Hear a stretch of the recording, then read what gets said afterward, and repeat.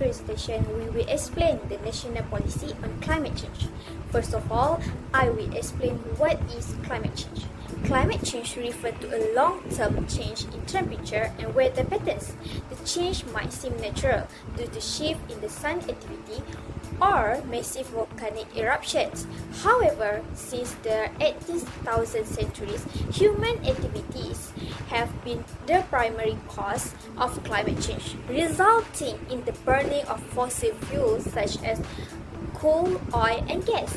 Climate change has far-reaching and unsuppressed consequences, ranging from shifting weather patterns that endanger food production to rising sea levels that increase the risk of catastrophic flooding. Climate change has been recognized as a worldwide issue that affected every country, including Malaysia, which is a rapidly developing country.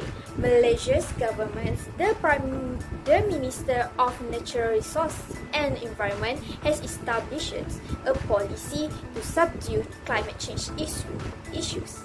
In 2002, Malaysia's National Policy on Environment was established. Hence, the National Policy on Climate Change was established in 2012 that aimed to mainstream climate change through reasonable resource management and better environmental protection. It is a comprehensive framework aimed to addressing the problem of climate change. It provides a clear problem statement, outline the objective, and suggests effective way to mitigate the impact of climate change. There are two ways to address climate change, which are adaptation and mitigation. So, adaptation is the process of helping population and ecosystem adapt to the effect of climate change, while mitigation aims to reduce greenhouse gas emission and improve carbon sink to mitigate the effect of climate change. Hi, now I'm going to explain and briefly about the problem and policy. First of all, the problem policy divided by three. First, individual. The second is organizational. The third is local government. Okay, so here we go to the first point, which is the individual. Firstly, individual contributors are a policy problem. Many people underestimate climate change effects largely caused by human activities. The IPCC reports that 98% of global warming is due to emissions from burning fossil fuels and other greenhouse gases. Experts warn that a 1.5 Celsius rise above pre-industrial levels will lead to several effects, including extreme weather. Malaysia could see temperature increase from 0.8 until 3.11 Celsius by the 2090s. Despite evident effects, many Malaysians remain unconcerned. Dr. Azliana Azhari from NCCCRH notes that while most Malaysians want to reduce GHG emissions, they lack confidence in acting. Next, to the second point, which is the organizational, is vital point of discussion. While there's consensus that the climate is changing, uncertainty about the scale remains. Planning must accommodate this uncertainty. Additionally, limited financial resource pose a challenge, especially for small to medium-sized organizations and local governments, which often prioritize immediate issues over climate action. Developing an adaptation plan can identify low-regret action with present and future benefits. Action that can be financed through existing programs and prioritize necessary steps, because savings can be achieved by forming partnership while local and prioritize community groups and similar organizations. Last but not least is local government. Understanding community context is vital for local governments. Addressing climate change, community values and belief influence council operations and their mandate to act. For instance, council in conservative areas may fear public backlash, hindering climate planning efforts. Navigating community expectations is challenging, especially when proposing non-engineered solutions like managed retreats, which are often met with skepticism. Effective community involvement is crucial, but discussing complex science-based issues can determine confidence. Sustained dialogue with the community is essential, emphasizing the point and nuance nature of climate change adaptation for local government. Now, I'm going to pass this presentation to the next presenter.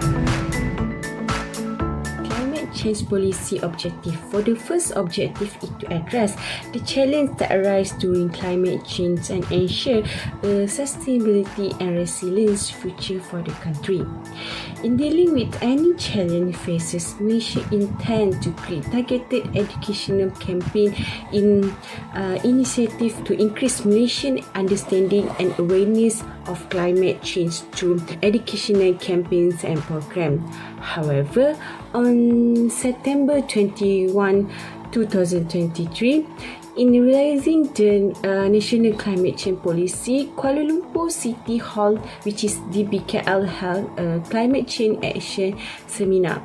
This seminar program is organized to explore and strengthen people knowledge of climate change action to contribute to the development of climate smart and resilient city. Next objective is mainstreaming climate change through wise management of resource and enhance environmental conservation, resulting in strength economic competitive and improved quality of life.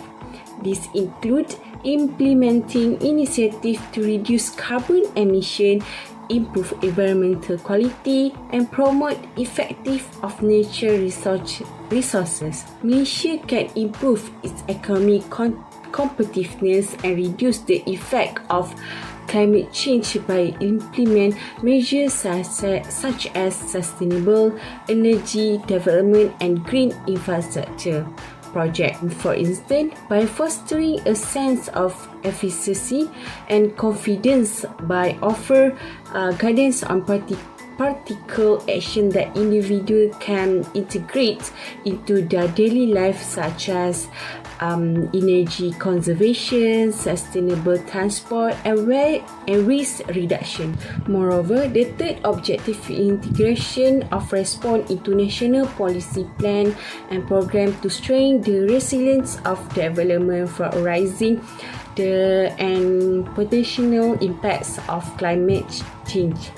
Malaysia aims to increase the resilience of its development to the effect of climate change by incorporating climate change solution into policy, parts of national governance and current program.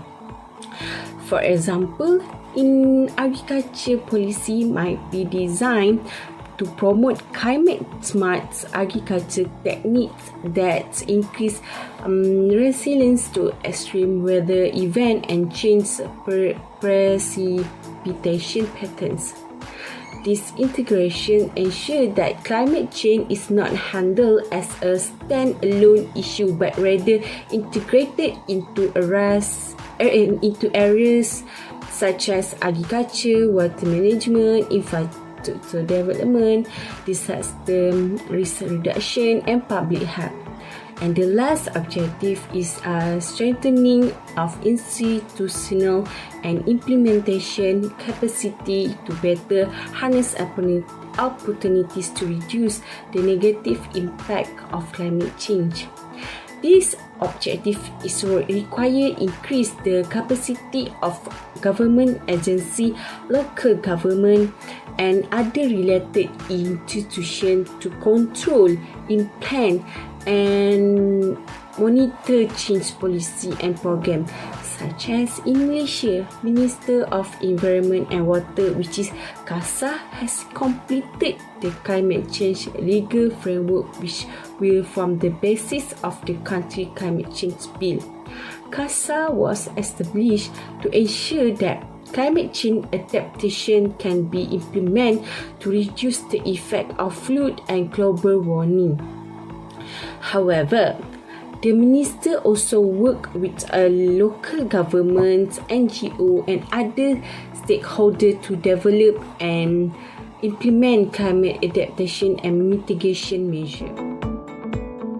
Assalamualaikum, my name is AMIR bin AZHAR. I will now explain about the policy strategies. Firstly, according to UNCC, one of the primary mitigation strategies emphasis in national climate change policies is the shift from the fossil fuels to renewable energy sources. This includes investing in and promoting the widespread of renewable energy technologies like solar, wind, hydroelectric and geothermal power. Countries that reduce their reliance on fossil fuels, major contributors to greenhouse gas emissions, can significantly reduce their carbon footprint and mitigate the effect of climate change. Other than that, enhance carbon sequestration. Policies might encourage planting trees, restoring forests and adopting soil management practices that capture carbon dioxide from atmosphere. Secondly, encourage practice that minimize waste and maximize resource use. This could involve policies that support product design for repairability and recyclability, as well as efficient waste management systems. The formation of dedicated climate change unit or committee with representatives from key ministries is a critical step toward improving building institutional capacity. This unit serves as a focal point for bringing diverse perspectives together, aligning priorities and streamlining efforts to achieve a common goal. Combating climate change by bringing together experts from ministries such as the environment, energy, agriculture and infrastructure. This unit ensures that policies are developed with a thorough understanding of their cross-sector implication. In the face of escalating climate change impacts, countries around the world recognize the importance of strong institutional frameworks for effectively mitigating and adapting to these challenges. Lastly, financial resources. Secure adequate funding for climate action through domestic budgets, international climate finance mechanism and innovative financing instruments like green bonds. The national policy on climate change emphasizes the importance of securing adequate funding from a variety of sources. Domestic budgets are the primary survey demonstrating a country's commitment to prioritizing climate action within its fiscal framework. The allocation fund toward research, infrastructure development and community resilience program demonstrate a proactive approach to climate mitigation and adaptation. Addressing the transboundary nature of climate change requires global collaboration. So that is all from me. Thank you for taking your time listening to my explanation. I will now pass on the next presenter. Assalamualaikum warahmatullahi wabarakatuh. My name is NABILA and today I will be presenting the first strength, which is Malaysian artists have been increasingly using their creative words to sound the alarms. In Malaysian artists are increasingly using their creative abilities to raise awareness and encourage action on climate change. This growing movement of environmentally responsible art has various benefits in the battle against climate change. So, firstly, raise awareness and educate the public. Malaysian artists use various artistic expressions to raise awareness about climate change, using visual art, music, theatre, and digital media to depict its effect and encourage action. They engage diverse audiences through hybrids, performances, and public installations. Secondly, advocacy and mobilization. Artists in Malaysia are using their creative platforms to become powerful advocates for environmental laws and practices. Malaysian artists use art to highlight environmental issues like pollution and climate justice, promoting public conversation and gaining support for climate action. Their works, such as paintings and songs, can inspire discussion about forest conservation and pollution reduction. Lastly, cultural resonance. Malaysia's diverse cultural heritage allows artists to connect diverse populations and make difficult topics like climate change meaningful. By blending traditional themes, tradition and practices, artists create visually appealing artworks that resonate with people of all origins. This cultural connection promotes deeper knowledge and awareness of environmental concerns, promoting inclusive and coordinated action to protect the environment and ensure sustainability. Second strength is central banks have taken a more aggressive role in combating climate change, recognizing that environmental sustainability is essential to economic stability. Integrating climate risk into financial stability assessments is an important step that central banks are taking to protect the economy from the multiple effects of climate change. By incorporating these risks into their financial stability frameworks, central banks can create robust policies and regulatory measures, lowering the chance of climate-related financial crises and motivating sustainable practices.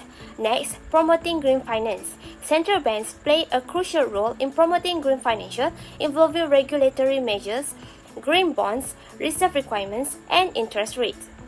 They can influence capital allocation to environmentally friendly projects by establishing regulatory frameworks and implementing incentives for sustainable investment. Lastly, changing monetary policy to integrate climate issues is a novel method that central banks might take to help the larger climate agenda. Central banks can influence financial market and lending patterns by aligning their monetary policy with sustainability goals. They can increase market liquidity for green investments by purchasing green bonds or securities from companies with good environmental, social, and government credentials. Now, I will explain further about the third and last point of the strengths. Let's look at the third point about the improvement in the development of infrastructure. Malaysia government has been striving to improve the development of infrastructure to address climate change. Infrastructure systems are the backbone of contemporary society that has to adapt to the evolving climate landscape, along with supporting economic activity and ensuring public safety. To foster sustainable development, reduce emissions of greenhouse gases, and increase resilience, infrastructure development must be enhanced to address climate change. By improving Malaysia government infrastructure, government can achieve one of the objectives, which is to integrate responses into national policies, plans, and programs to strengthen development resilience against emerging and potential impact of climate change. As stated in these slides, climate resilience infrastructure reduces the risk of distributions caused by climate change, although it cannot completely eliminate climate change. Government can mitigate the impact of extreme weather events, rising sea level, and other climate-related issues by integrating resilience into infrastructure design and development. For example, in 2007, the Malaysian government developed SMART, which is an acronym for Storm Water Management and Road Tunnel in Kuala Lumpur. SMART is a project that was initiated to alleviate the flooding problem in the city center of Kuala Lumpur. The SMART tunnel was built with 3 levels, the lowest for drainage and the upper 2 for road traffic. So, large amount of flood water from the city financial area will be redirected into a holding pond, bypass tunnel, and storage reservoirs due to the drainage tunnel. By redirecting flood water 40 times since its opened in 2007, the SMART tunnel has helped to alleviate 45% of Kuala Lumpur flooding event and avert losses estimated to be worth 1.4 billion ringgit. The last point of strength is the awareness of another ministry in renewable energy and green technology. Besides the Ministry of Natural Resources and Environment, other ministries need to be aware of renewable energy and green technology in achieving the objective of the national policy on climate change, which is to strengthen its institutional and implementation capacity to better harness opportunities to reduce the negative impact of climate change. It is crucial to enhance the capacity of governmental and non-governmental organizations in developing, implementing, and enforcing climate policy and programs. This includes strengthening institutional framework and improving the ability to execute impactful initiatives. For example, the Ministry of Energy Transition and Water Transformation (PETRA) has dedicated to reducing the carbon footprint of the electricity supply industry by implementing projects including expanding the capacity of renewable energy, withdrawing coal-fired power plant, and enhancing the resilience for grid system. Plus, in 2024, the Ministry of Energy Transition and Water Transformation (PETRA) held the National Energy Award (NEA) 2023 to recognize 38 local industry players for outstanding effort in implementing new energy practice and energy efficiency. This shows that having other ministries aware of renewable energy and green technology will help reduce the effect of climate change in Malaysia. And I will now explain about the policy potential weaknesses. Firstly, the mitigation strategies itself. The NPCC might struggle to strike a balance between setting ambitious emission reduction targets and ensuring these targets are achievable, given the country's economic and technological realities. While promoting renewable energy sources such as solar, wind, and geothermal power is critical for reducing reliance on fossil fuels, the initial investment cost can be prohibitively expensive. Implementing such measures may face opposition from industries that are hesitant to adopt new technologies or practices due to concerns about profitability and competition. Secondly is the limited funding and resources. Large-scale carbon sequestration projects often require significant financial investment. The NPCC might not allocate adequate resources for these initiatives, hindering their potential impact.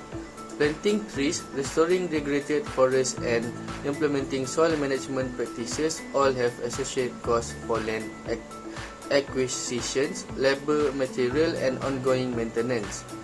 These costs can quickly add up, especially given the scale and duration required for meaningful carbon sequestration impacts. So thirdly is the lack of infrastructure and technology.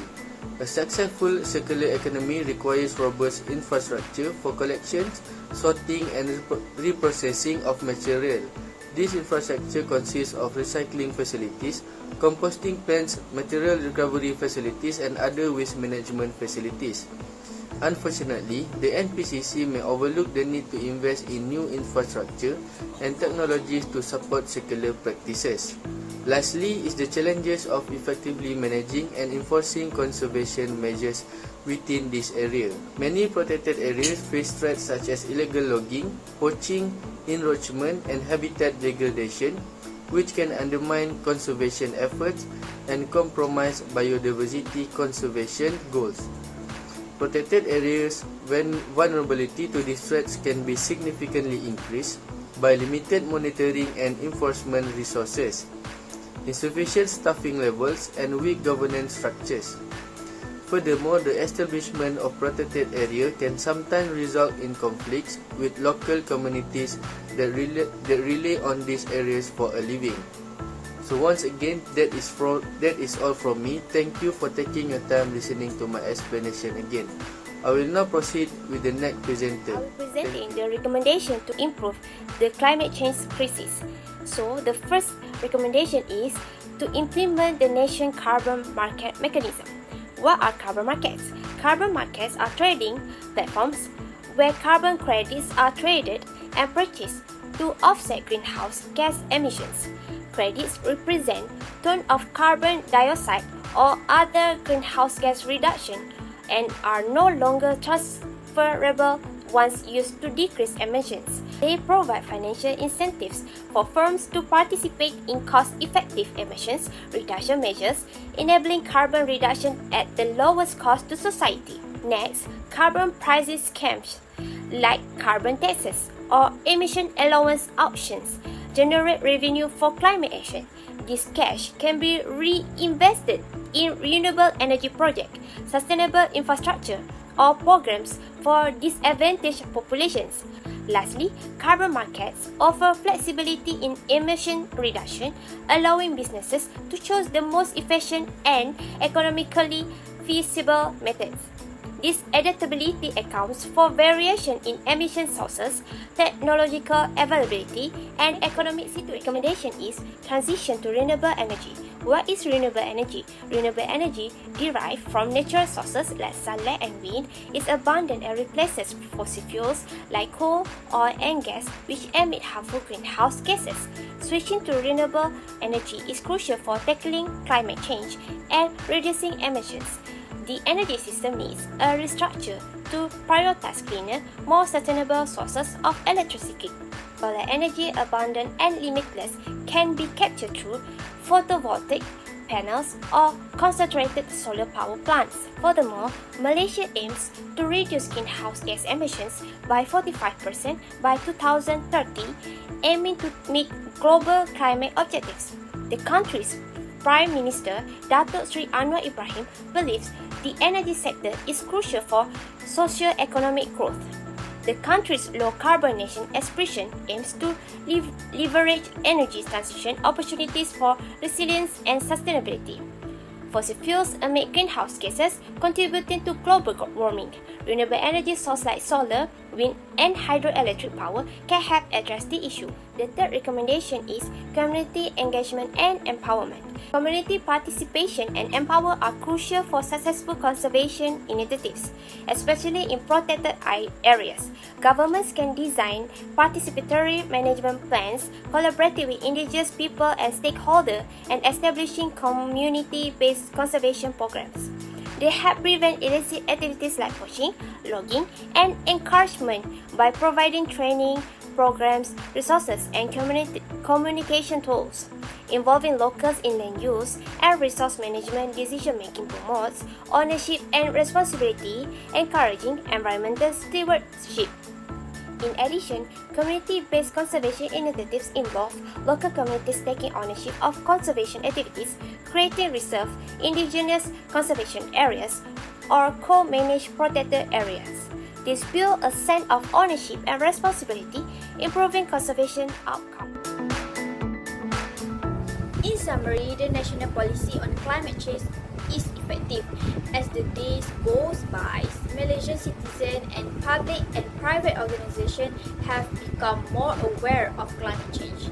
Through a variety of artistic mediums, performance, and advocacy campaigns, Malaysian artists have raised awareness of climate change through visual art, music, theatre, and digital media. Furthermore, the central bank are addressing climate change heads-on by integrating climate concern into their strategies and day-to-day operations. Plus, developing a climate resilience infrastructure can improve the development of infrastructure in Malaysia. Then, spreading awareness about renewable energy and green technology to other ministries also has resulted in collaboration in executing the national policy on climate change. Moreover, this strategy produced great effect in executing the national policy on climate change, where the mitigation strategies that shift out of fossil fuels and toward renewable energy sources have reduced carbon footprint and fostered economic growth, job creation, energy security, and job opportunities. Then, in strengthening institutional capacity, significant financial resources are needed for developing climate resilience, with domestic budget functioning as the primary sources of funding. For the circular economy, it has established a committee or units on climate change in partnership with appropriate ministries. Nevertheless, some weaknesses need to be overcome so that the climate change in Malaysia can be maintained. To illustrate, to reduce the dependency on fossil fuel, the United Nations Environment Program emphasized the need to encourage renewable energy sources such as solar, wind, and geothermal power, but it also issues cautions about high upfront costs and intermittent reliability issues. Next, large-scale initiatives need significant financial investment and have limitations in their sustainability due to limited resources and funding. Other than that, a circular economy can be hindered by insufficient infrastructure, which increase waste disposal and resources depletion. Plus, due to risks including illicit logging, poaching and habitat degradation, protected areas have difficulty maintaining and implementing conservation measures. Overall, the national policy on climate change needs major improvement in resources and funding. Minor improvements are needed in spreading awareness about climate change to society, since society has become more aware of the danger of climate change on the environment. So that's all from us. Thank you for watching.